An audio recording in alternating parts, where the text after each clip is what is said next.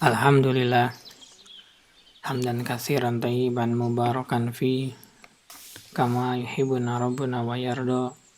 Asyhadu an la ilaha illallah wahdahu la syarikalah wa asyhadu anna Muhammadan abduhu wa rasuluhu alladzi la nabiyya ba'da.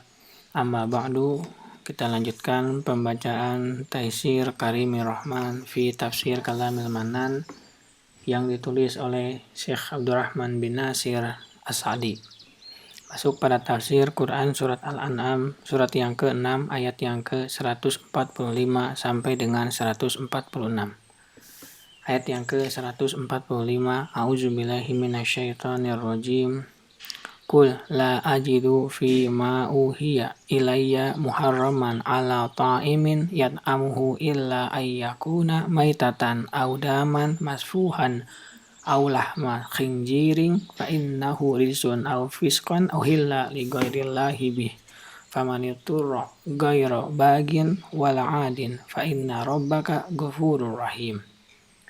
Katakanlah, tiadalah aku peroleh dalam wahyu yang diwahyukan kepadaku sesuatu yang diharamkan bagi orang yang hendak memakannya, kecuali kalau makanan itu bangkai atau darah yang mengalir atau daging babi, karena sesungguhnya semua itu kotor, atau binatang yang disembelih atas nama selain Allah. Barang siapa yang dalam keadaan terpaksa sedang dia tidak menginginkannya dan tidak pula melampaui batas, maka sesungguhnya Tuhanmu Maha Pengampun lagi Maha Penyayang. Tafsir ayat yang ke-145. Manakala Allah mencela orang-orang musyrik atas tindakan mereka yang mengharamkan yang halal, lalu mereka menisbatkan itu kepada Allah, dan Allah membatalkan ucapan mereka, maka Allah memerintahkan Rasul-Nya untuk menerangkan sesuatu yang diharamkan oleh Allah kepada mereka, agar mereka mengetahui bahwa sesuatu yang selain itu adalah halal. Siapa yang menisbatkan pengharamannya kepada Allah, maka dia adalah pendusta dan pembual. Karena pengharaman tidak akan terjadi kecuali berasal dari sisi Allah melalui lisan Rasul-Nya. Dan dia telah berfirman kepada Rasul-Nya, Qul la ajidu fi ma uhiya ilayya muharraman ala ta'amin. Katakanlah, tiadalah aku peroleh dalam wahyu yang diwahyukan kepadaku sesuatu yang diharamkan bagi orang yang hendak memakannya. Maksudnya, diharamkan memakannya tanpa melihat kepada diharamkan atau tidak diharamkan pemanfaatan lain selain memakannya. Illa ayyakuna maitatan, kecuali kalau makanan itu bangkai. Bangkai adalah binatang yang mati tanpa disembelih secara syar'i. Sesungguhnya ia tidak halal, sebagaimana firman Allah, hurrimat alaikumul maitatu waddamu walahmul khinjir. Diharamkan bagimu memakan bangkai, darah, dan daging babi. Al-Maidah ayat yang ketiga. Audaman masfuhan, atau darah yang mengalir, yaitu darah yang keluar dari binatang sembelihan pada waktu ia disembelih. Ia adalah darah yang jika tertahan di dalam tubuh, maka ia membahayakan. Jika ia keluar, maka bahaya makan dagingnya telah lenyap. Mafhum lafaz ini adalah bahwa darah yang tersisa di dalam daging dan urat setelah penyembelihan adalah halal lagi suci. Aw lahman khinzirin fa innahu rijsun, atau daging babi, karena sesungguhnya semua itu kotor.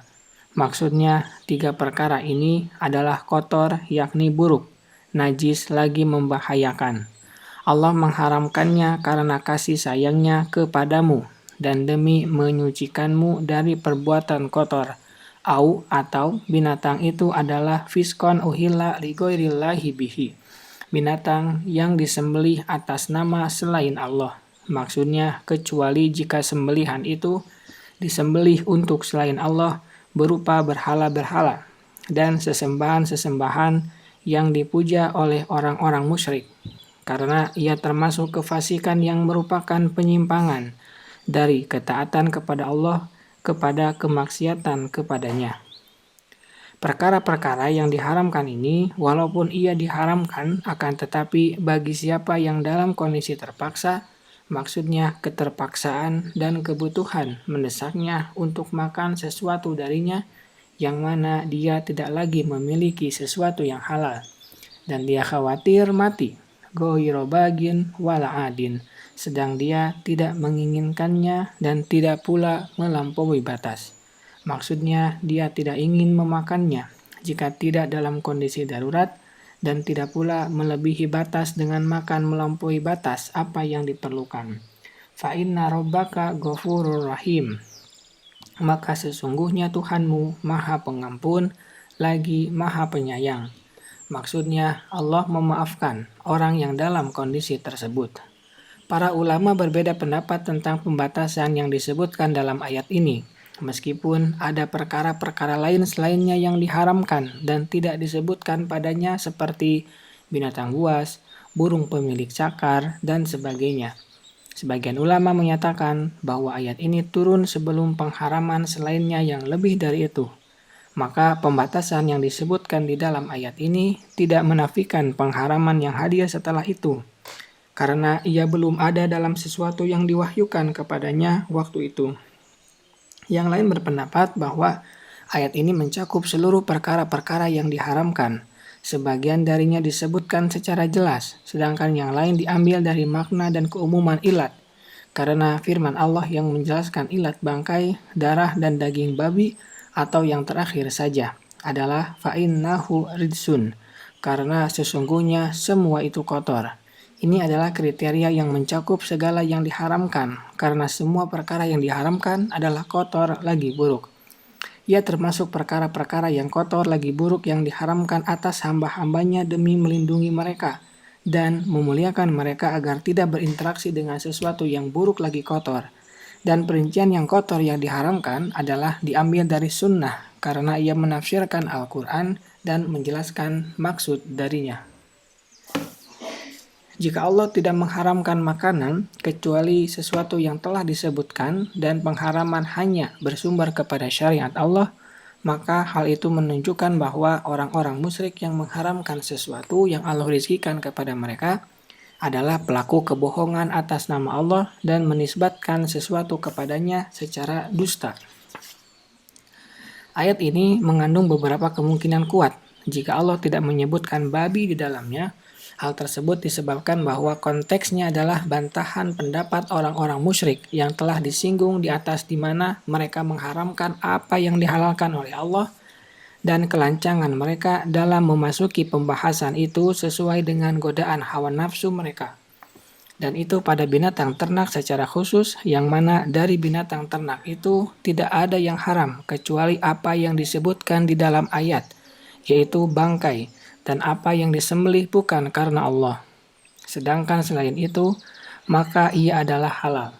Mungkin disinggungnya babi di sini berdasarkan kemungkinan ini, bahwa sebagian orang-orang bodoh mungkin memasukkannya ke dalam binatang ternak, bahwa ia adalah salah satu jenis kambing, sebagaimana hal itu dikira oleh sebagian orang-orang Nasrani dan orang-orang yang seperti mereka. Lalu mereka mengembangkannya sebagaimana menernakkan binatang ternak, menghalalkannya dan tidak membedakannya dengan ternak.